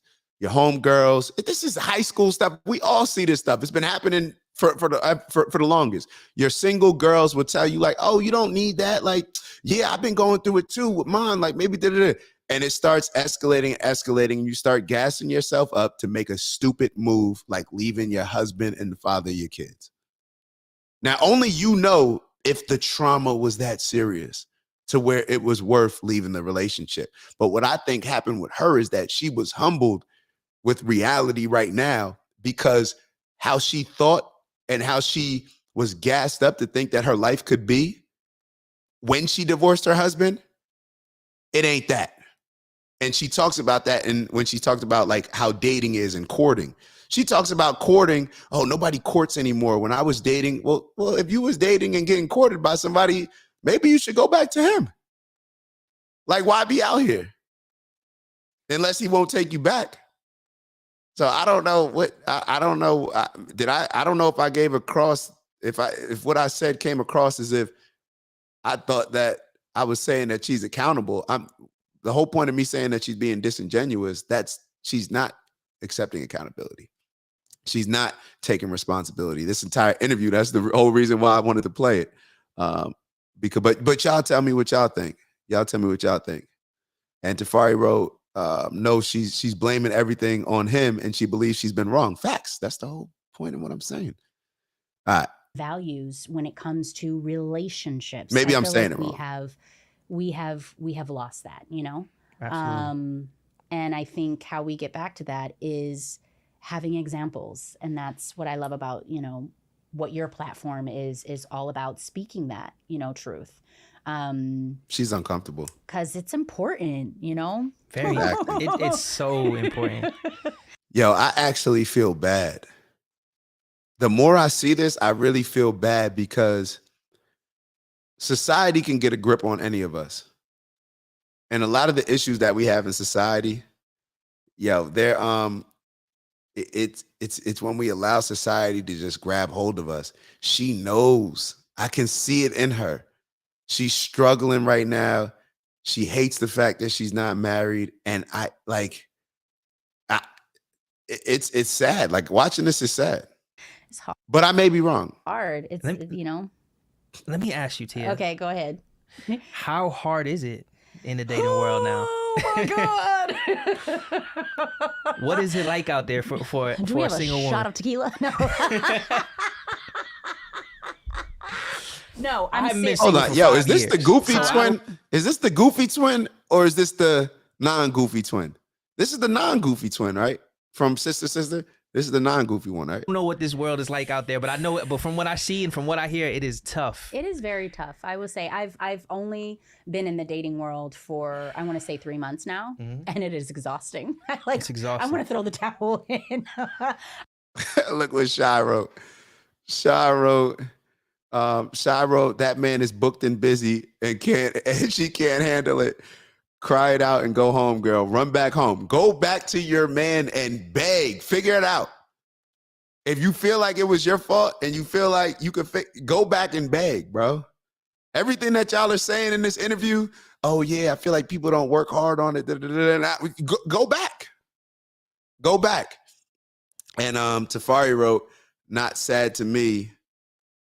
Oh my God. Bro. You don't have to have anything. It's sad to me. It's sad to me. It's sad to me. I still want, and y'all know I'm gonna go back with Tafari. Tafari, you can't pick it. Well, you pick and choose who you have sympathy for. You got sympathy for the deadbeats you wanted to save. You know what I'm saying? But you ain't got no sympathy for, I feel bad for her. I don't want her to do bad. I don't want her to do bad and have her kids, the same thing that she was talking about, you know, kids learn from what they see. I don't want her kids to have to grow up like that, you know, to where just because she may have gotten gassed up or they didn't want to work on the relationship, that now the kids are growing up with mommy not happy, or at least, you know, mommy and daddy not being in the same home. So And that's what I'm talking about with the Dion earlier. Sometimes we get so passionate about one side. I have both sympathy and empathy when it comes to Tia, and I'm just going back to Ant's point, but let me finish with Tafari's point. Sometimes we get so caught up, and this is what we're talking about, jaded with the other guy, to the point where our anger, and I've been there, our anger has us hating, oh, F that chick. Like, nah, we just need to get her right. Because on the other end, you're talking about, oh, we can put together this program that, helps deadbeats, deadbeats dads or forces them to become better dads. Well, we need to force her. We need to get in her mind as well. You know what I'm saying? So that's just, it's for the kids. Nah, bro. Now you lying a little bit, bro. You lying a little bit, because on the phone, you and I talked about you wanting to help out deadbeat dads, and it was regarding your personal situation and how you were expressing some sympathy and empathy for your personal situation. So I don't want to put it out too much, but bro, keep it consistent. It was not just for the kids. There was also a certain level of sympathy and empathy that you had from the fathers as well that were not in the kids' lives. Come on, big bro, don't do that. Don't do that. Ant wrote, sympathy and empathy. Taff ain't never living down the deadbeat squad. He not, bro, because he knows, bro. And like I said, there was multiple conversations. There was the one we had on here, and then there was the one that you and I had on the phone, just you and I. Bro, come on now. There was a certain level of sympathy and empathy that you had for the father when you and I spoke. So all I'm saying is that we can't allow ourselves to get too extreme and too angry and too emotionally rooting for this side to where it's F that side, to where it's like, yo, nah, I'm going to call her out. She's off. She's lying. I don't think that she's keeping it real. All these different things. I think she's miserable just by looking at it. But I still don't. I'm not going to, I don't know. Maybe that's just me getting a little soft. I don't know. But nah, the overall goal is for us to figure this thing out. And like I said, a lot of this stuff comes down to, I told you, I put blame on the men. We've had men that have not been leaders. So therefore you produce women like this. I told you, I had to look at some of my situations and be like, yo, if I've been involved with somebody for so long, damn near you helping raising that person, to the point where if I don't like something in them, I got to look at them like, yo, what did I do to perhaps lead to some of this? So hold on. Nah, bro, bro, no, the hell I didn't. I said it's for the kids, mother after the adults. That's it. Nah, bro. Nah. I'm not, bro. No, you didn't, Tafari. No, you didn't. Bro, I've always said that I'd force them to take accountability. Not that I feel bad for any of them. I'm going to call you after this and we'll finish the convo on Monday, because bro, I don't want to say too much. Bro, no. Cause I was the one saying like, yo, forget them deadbeats. All right. We're going to talk after this. As I said, they will be fired to step off or get slapped up. All right. So Tafari's going to convince all the deadbeat dads by force to become better dads. Tafari's going to put together a force of him and whoever else to go around and slap deadbeats into being good dads. Okay, big bro. All right. That's realistic. Like, all right. We over, like, come on, bro. What are we talking about? Hold on. Let's get back to this a little bit. I'm like, what is wrong with, and I will say this. Okay. Someone had told me, and I wanted to be like, no, I disagree with you, and I don't want to believe it. They were like, because my last relationship when dating was, when I was, dating this person, it was beautiful. It was amazing. It was wonderful. There was courting that was, involved. Do y'all hear this? And I was saying how I feel like that's no longer, present, meaning like people just don't court each other anymore. And this. Yo, if you got something good, hold on tight, protect it, fight for it, and don't let anybody come in to your mind and convince you otherwise? Like, do y'all hear what she's saying? And this is why I say that she's being disingenuous, because she's not just coming out and just saying it. What she should just come out and say, like, yo, I was tripping. I was tripping to think that, here I was when I was dating, who ended up becoming my husband, that I thought that, I would just be able to go out and date and it would be something similar to when I was dating my ex-husband. It's not realistic. You're older, you have kids, it's going to be different. It's going to be different. Like, why would you expect to get the same?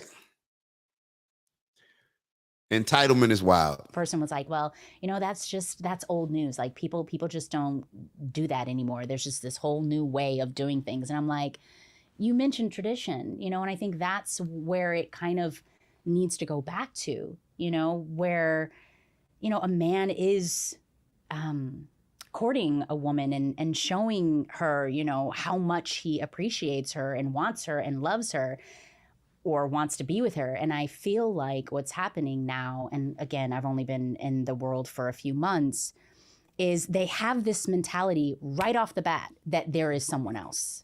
Do you know what I mean? Like there could be someone else. Is it that they're the prize? Yes. Yes. We talking deep here. Yes. We about to get into it. Oh my God, that the man is the prize. The man is the prize. Yes. Well, the situation, based on your current situation, how do you feel, Miss Mowry? Talking loud. Yes. That is so true. Like they've taken it off of Here go my the boy, woman. man. Here go this We dude. read the scriptures, we look in the Bible, the man becomes. Hold on. I need y'all to pay attention to this right here, because it's going to be directly related to something that's discussed maybe a few minutes later. Of the woman. The woman. And if we read the scriptures, we look in the Bible, the man becomes more infatuated with himself. The man becomes more infatuated. And it's so true. So I'm a gym guy. I love the gym. I'm fitness. Okay. And I love the idea of building and growing and being successful and all the young entrepreneurs. Yeah. It's very cool to see. But does it come to a point where people are just too self-absorbed? Oh, God. Very much so. And I feel like a lot of men kind of lost women are the catch. Women are beautiful. Women create life. Women create a home. Yo. Is this what you have to do to get? How many subscribers does he have? 188,000 subscribers? Is this what you have to do? Is it either one or the other? Is it just straight Kevin Samuels, or it's this? Is there no like damn, bro? He just said? Listen to what he just said. Please listen. Very much so. And I feel like a lot of men kind of lost women are the catch. Women are beautiful. Women create life. Women create a home. Women are the catch. And how does he show and give examples of why women are the catch? Listen to what he says. They're beautiful. All right, so women are the catch because they're beautiful. What's the next thing that he said? Women are the catch. Women are beautiful. Women create life. Women create life. All right, so they're the catch because they're beautiful and they create life. Women create a home. And because they create a home. Bro, if anything, just say, yo, neither one of us the catch. It just is what it is. If anything, just say that. Like, bro, come on. Like the simping and the appeasing. This is the problem. Tia probably met up with him, somebody like him, before she finalized her divorce. And this is probably what made her say, you know what? I'm out of here. Like, why are you feeding into this? Why are you feeding into this? Regardless of how you feel about women or men being the catch, clearly in this situation, it sounds like her dude was probably the catch, just based on the dynamics between her and him. It just is what it is. I don't hear him going on interviews and talking about how hard it is out here dating or just talking about their relationship in general. Like, why? And then you saw the excitement in her. Go back and watch the excitement in her when he first brings it up. Is it that they're the prize? Yes. Yes. We talking deep here. We about to get Yes. into it. Oh my God, that the man is the prize. The man is the prize. Yes. I'm talking loud. Yes. That is so true. Like they've taken it off of The woman. the woman. And if we read the scriptures, we look in the Bible, the man becomes more infatuated. Yeah, who cares, women or men is the prize? Neither or. How about we just look at it on an individual basis? Tia, let's just say your relationship, who's the prize? Let's just focus on that. Himself. And it's so true. So I'm a gym guy. You know, I love the gym. I'm fitness. Ant, let's talk about it, bro. Let's talk about it. The Shy wrote, go home, Tia. Ant bringing that energy that I need right now. Wait, I'm a prize, though.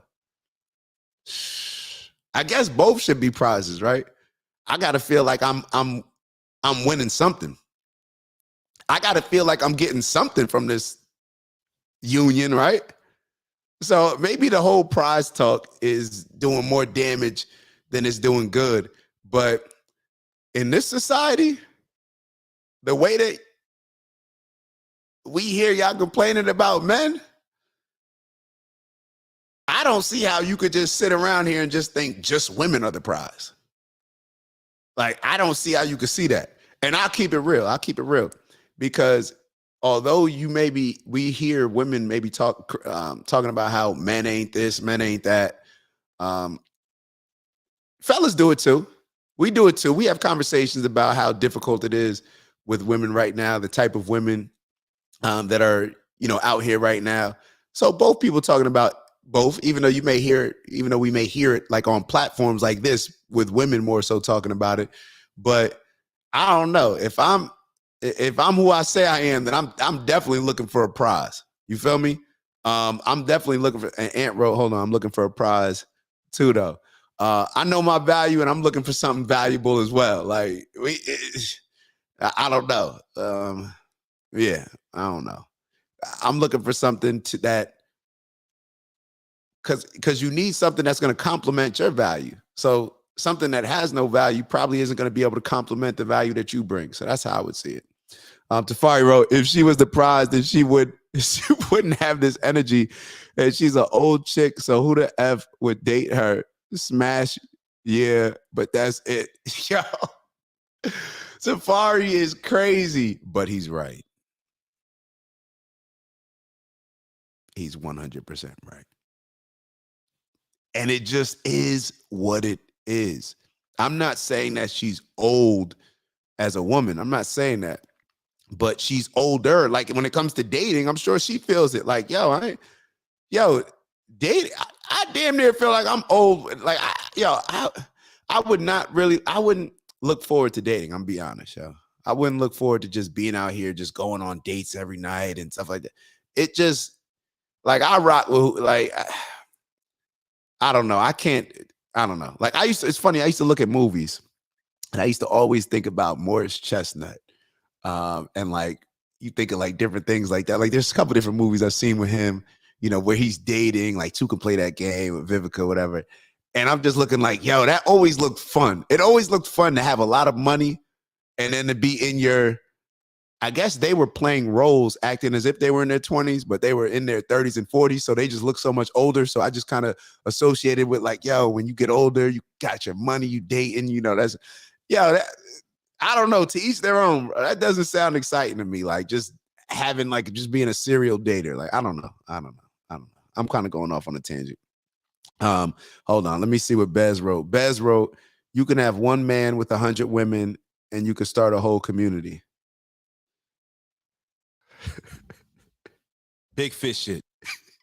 Big fish shit. Yo, it's just true. It's true. You really could, yo. You really could. You really could. I don't know. Ant wrote, Tap, don't do that. Ant wrote, older the berry, sweeter the juice. Y'all wilding. Nah, yo, we're not saying. Oh, look, let me be very clear. We're talking about as far as dating. Like, I feel like I'm damn near getting old in the date. Like, if I was to enter the dating market. Like, now, obviously, it's different. We have to understand it's different for men and women. We all understand that. Just biologically, it's different. Anybody that won't acknowledge that, they're not being realistic. It's different. So that's all he's saying. And I think you talking about something totally different. You know, this is more of an off-camera conversation. Bez, hold on. You can have one woman and 100 men. That group would fade out. All right. So Bez said you can have one man with 100 women, and you can start a whole community, nice village. But if you have one woman and 100 men, that group will fade out. I agree. Okay. Kiki, you there? Shy, you there? Jai, you there? And I love the idea of building and growing and being successful and all the young entrepreneurs. It's very cool to see, but does it come to a point where people are just too self-absorbed? Oh God, very much so. Please listen to what he's saying. And I feel like a lot of men kind of lost women are the catch. You know, women are beautiful. Women create life. Women create a home. Women are hustlers now and entrepreneurs and doing so much. And I just feel like men don't appreciate them the same way that they used to. And I know, and I hear this all the time, and I know we're going to get this. Yeah. Well, women are different now too. You know, women are, I understand that. But I feel like men set the tone. It's true. And I feel like. And like I said, I agree with, you got to show, just because I may not like this type of dude's approach, I got to agree with certain stuff. I didn't agree with everything he said before that necessarily, but what he finished off with, I agree. Men set the tone. At the end of the day, we set the tone. We're the leaders. Also, it seems as if men are now just looking at women as objects. Do you know what I mean? And just from one need or perspective, as opposed to, you know, looking at building and growing. And what you about to build, baby? Family, growing, you had everything. A beautiful unit, you know, for your family. Yo, it's so dangerous for her to say this because she's speaking about it from somebody that already came from a family. It's like, no, that just may be your current dating experience because, and especially considering me just going out on a limb, she's probably only dating a certain type of guy, certain criteria. That particular guy that she's dating, successful guy, probably isn't interested in having a family with you. Let's just be, it's different for the rest of us. You know, you're a celebrity. You're probably going to want to, based on all this talk that I hear, you know, especially you thinking you the product, whatever else, you probably want a guy that is successful, all these different things, and they're probably going to be older. So therefore, they may already have had a family, or if they older and haven't had a family, maybe they don't want one. And your kids, building for a better future. And I just feel like things are so, it's like instant gratification. You know what I mean? They just want something like quick and easy and now. I don't know. It's I agree not with that. easy. We live in some crazy times, right? Yeah, It's a very tough time. But I believe. All right, we're gonna skip ahead. I'm not gonna. Oh, we're gonna skip ahead because I wanted y'all to hear this, and I got a meeting at 10. But hold on. Tia, let me ask you a question. Oh God. The way that he says that, he's like, Tia, let me ask you a question. You get all like deep. I'm like, oh gosh, what are we gonna talk about? Okay. I'm comfortable. What is something within the last year, a trauma that you've worked on? Ooh. Oh wait, no, this is the one I want to get to. Whether you exude self-love and confidence, how do you practice? Hold on. But it's been challenging. I will say that it's been challenging. I can't. There are certain things that I can't do. Right. You know, I could do this. She's talking about work. Amazing. All right, let's get to it. Come on. Okay. Confidence. Yes. It's clear that you bring it back to Okay, the to the- relationship got stuff. it. It's Okay. Listen to this. Self-love Okay. and confidence. Yes. It's clear that you exude self-love and confidence. How do you practice self-care and nurture your own well-being while having such a busy schedule? Even though the schedule has calmed down a bit. Yes. But you're still busy. Yeah. She's You still know, busy. first of all, I think it's just really important to prioritize you taking care of yourself. Because if you don't, it's just not going to happen, especially being a mother and being in this industry. I think if you... All right, so just pay attention. At first, we were criticizing men for loving ourselves too much, right? That's what the guy was talking about. He was throwing the biblical stuff out there. Let's see where this goes. Now she's talking about you have to prioritize really tell yourself how important resetting is, I think it's easier for you to prioritize it. So the things that I do and what I have been doing is I've created a routine for myself. I wake up every morning and I meditate. And I meditate for 30 minutes.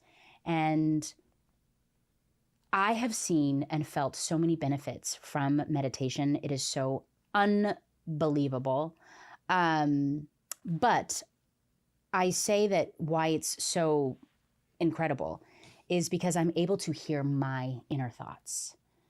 When, you know, I'm out and about and doing and listen to your own thoughts about your inner thoughts. I'm trying to get to a certain point. And it's amazing how you me out so that I can get my me time in. Yeah, 6:30 before my kids are up. Like meditation, relaxing, because I have ADD. I don't know if you do. Adult ADD. I think that's what exude self-love you've been through. Yes. To still exude self-love and still put yourself first and work on yourself. Wait, hold up. We putting ourselves first, so it's cool for the lady to put herself first. But the fellas, what it was the fellas, dude was saying, we've just become so self-absorbed. It's truly inspiring, and that's really why I wanted to have you on the show. Oh, thank you. Because yo, I'm gonna be honest. I've had enough. Hold on, for now. All right. So Shy wrote, I think you men want a poly relationship. You don't need marriage for that. Let me see. Do I think that? I think that men like the idea of a poly relationship, but I don't really think that men, the majority of us are built for that. Majority of us ain't built for that. Like, no, I don't think men necessarily, like I said, I think they want the idea of a poly relationship, but I don't think that they really want a poly relationship. Men just want to, we're just always gonna, how can I put this? Our natural instinct is to hunt. Some of us act on our instincts and go out there and will just go have sex with another girl. That's not a relationship. That's not saying that the guy wants a relationship with all those girls that he's having sex with. No, he just wants to have sex with them. He wants to get his fix based on our natural instinct. That, especially, in my opinion, the more alpha type of man that you're dealing with, it's very hard to, like, if you want a hunter, think about it. If you want somebody that's a go-getter, they're typically going to have that same type of go-getter spirit and energy in other areas of their lives as well. And one of those is going to be when it comes to women. So I think that y'all may think that men want poly relationships, but in all actuality, what I believe is, no, a man probably wants to be with that one person who's his girl, who's his go-to, who's his wife, who's his rider. But then I think y'all are getting confused with him stepping out on the relationship and allowing his natural instincts and not being able to be disciplined enough to not act on it. I think that's got y'all thinking that he actually wants a poly relationship. But in all actuality, nah, he want to be with you. He just occasionally maybe just doing his thing with other women. So I don't think personally that most men want poly relationships, even if they say that they want them. Most men, how you going to deal with a poly relationship? I mean, actually, I guess it could bring some benefits, but I guess what type of relationship do you want? I guess it comes down to that. Do you want a poly relationship where you're still the breadwinner and that, you know, the women are taking care of the kids and what? I don't know. You got to explain it for me. There's only a select few. We're talking about a very small percentage of men that would even be able to even consider being in a poly relationship from a, not just a financial standpoint, but being prepared as a leader. Like, that's a lot of management. Like, that's a lot of management out here. Like, dealing with, I don't know if y'all are aware, ladies, but y'all are not the easiest people to just get along with. You know, for us to just be like, oh yeah, I could have 10 of those. I don't think that most dudes today, I'm not saying that. I'm not saying that. Am I saying that? No, I'm not saying that. Ant just said it himself. He says, I don't want a poly. I don't want to poly. Ladies, only a special type of, I don't want to speak from my perspective, but I think only a certain type of guy would even be able to entertain something like that. Y'all know damn well it's hard enough dealing with one person to be dealing with. And I think that actually dealing with potentially a poly relationship, having a little village set up could actually take some pressure off of. It could make it easier in some ways. But Ant said it's too distracting. Yo, that's the thing. Like, you would have to, it would have to be so much. It's a lot of work, and it's a lot of commitment. I guess unless y'all are living in the same household, you still have to understand that those kids are now not necessarily getting maybe the same attention that they would, you know, if there was just a mom and father. So I think that before we even can consider doing the whole poly thing, maybe we should just get this thing right just with us, and then start off there, because like I said earlier, I like advice that is going to help the majority of people.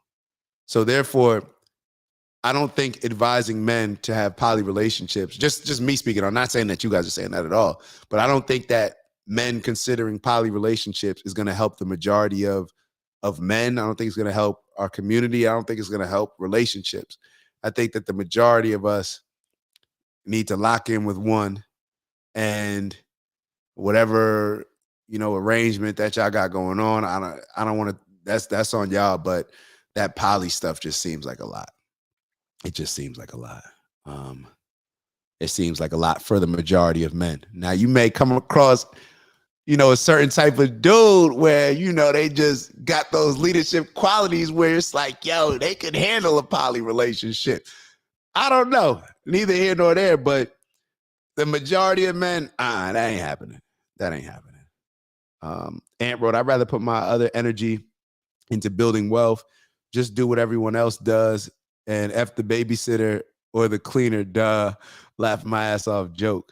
But are you really joking though? And even though that's Ant's joking, even though there is a joke, I think there's a certain aspect of, I don't know, ladies, how do y'all feel about this actually? And I'm sorry to bring this up because I got to get off in like 2 minutes. Matter of fact, we'll save this for Monday, or I'm perfectly fine tapping in on the weekend. Maybe this is a good one to do an Instagram live on the weekend. But is it worth leaving your dude if he cheats? If he's not, let's say if it's just sex and he's not emotionally engaged and he's not trying to have a relationship with the dude, with the girl or the dude nowadays, shoot. Do you think that it's, I don't know. Now, if a dude, it's some undercover brother type things, I don't suggest you, I could never give a woman advice on stage. That's just me. I don't know. Maybe is that bashing the LGBTQ? I don't know. But as a woman, if you're with a guy and you find out that your guy's dealing with another guy, like we're not talking about that. But if your dude is dealing with another woman that they're just having sex with, and it's casual and it's whatever else, I'm not at all saying that it's right. It's wrong because y'all didn't have that understanding. If you're a dude and you want that, be real. Tell them what it is. Like, this is what I'm doing. This is how, you cool with it? I bet. Is it worth leaving it? That's all I'll say. Is it worth leaving it? Or do you think that, now, of course, you can't really give a man a green light, you know what I'm saying? To say like, oh, because we're not responsible enough to handle it, to be totally honest. To say like, oh, we just going to take that and just run and just be out here moving like we single, swiping on Tinder and all this other stuff. Like, yo, you doing too much. But is it like, I want to do that? Is it like, does it get to a point where it's just like, yo, just don't bring nothing home to me, and I better not ever find? I don't know. let's just the best way to do it is let's just stay focused and disciplined and locked in. You feel me? Let's stay committed. Let's make sure that we're both fulfilled to the point where we don't even need to look elsewhere. You feel me? Hold on. What did Ja wrote? Ja wrote is not what you do, is how you do it. It would really have to depend on the situation and how this I find out about the cheating. And side note, yo, Ant wrote side note, Japan doesn't consider prostitution cheating. Yo, oh my God, I got to get off. I got to call at 10. Yo, I appreciate y'all. I love y'all. Let's do 30 seconds. 30 seconds. Let's get back to the book. We should still be doing our 7-day challenge from last time, in which we're just doing something that we're not paid for, just to do it and seeing what comes back. Not expecting anything to come back, but just doing it and seeing it. So let's just take 30 seconds to finish. It's a finish Friday. It's a finish Friday. Let's think about what we need to do throughout the day just to finish this week strong and to make sure that we can go into the weekend to where we can accomplish something with the week to where it's worth celebrating on the weekend. All right, so 30 seconds. Let's get it.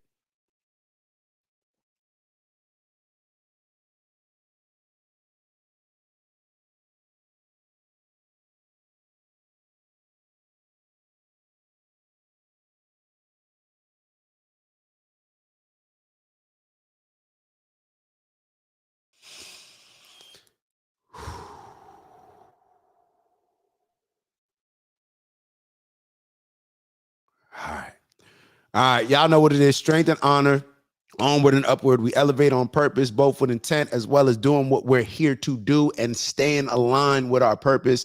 Y'all know what we're going to do. We're going to get to that health bag. We're going to get to every single bag that we can, but we're going to move with integrity, of course. Love y'all. Appreciate y'all always for tapping in. Yo, this weekend, maybe let's have that conversation. We got to think about it, though, because some of these conversations be going left, but we'll figure it out. Maybe that'll be a cool thing that we could do. Jump on Instagram Live, since we usually aren't able to go on, and go from there. But yo, love y'all. Appreciate y'all. Y'all have an amazing weekend. All of y'all, man. I really do appreciate y'all. And yo, let's start leaning on each other as well. Maybe we need to start tapping into what everybody does.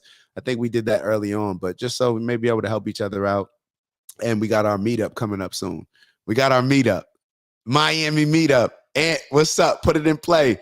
Safari trying to go to DR, but it's probably a little safer in Miami. You feel me? Nah, we'll figure it out. But yo, love y'all. Appreciate y'all. And I'll see y'all over the weekend. All right. Ew. And make sure you like on your way out. Please make sure that you like on your way out. Thank you.